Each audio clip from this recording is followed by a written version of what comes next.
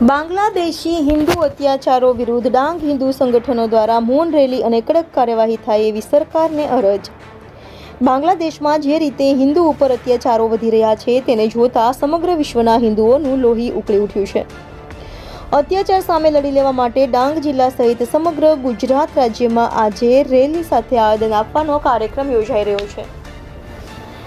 બાંગ્લાદેશમાં રહેતા હિન્દુ મહિલા પુરુષો અને બાળકો પર અત્યાચારો સહિત દુષ્કર્મની ઘટનાઓ રોજે રોજ પ્રકાશમાં આવી રહી છે।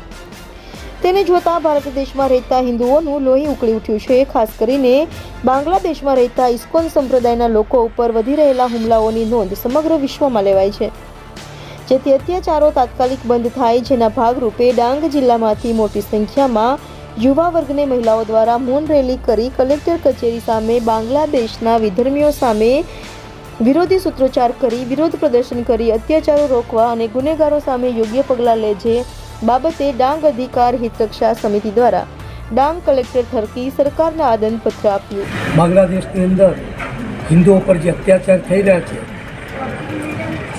એ રોકવામાં આવે અને નિર્દોષ સંતો અને હિન્દુઓને જે હેરાન કરવામાં આવે છે, ખોટા ખોટા કેસો કરી અને જેલમાં નાખી દીધા છે, એને મુક્ત કરવામાં આવે। કારણ કે હિન્દુ પ્રજા શાંતિપ્રિય પ્રજા છે, કોઈ દિવસ એણે વિસ્તારવાદ કે અશાંતિમાં ક્યાંય ભૂમિકા ભજવી નથી। અને આવા જ્યારે નિર્દોષ સંતો જે લોકોએ રોજાની અંદર ત્યાંના મુસ્લિમ ભાઈઓને જમાડ્યા, ત્યાંની પ્રજાને વિકાસ માટે જે સંતો પોતાનો ભોગ આપી રહ્યા છે એને જેલમાં પૂરી અને ખોટી ખોટી કલમો લગાડવામાં આવી છે।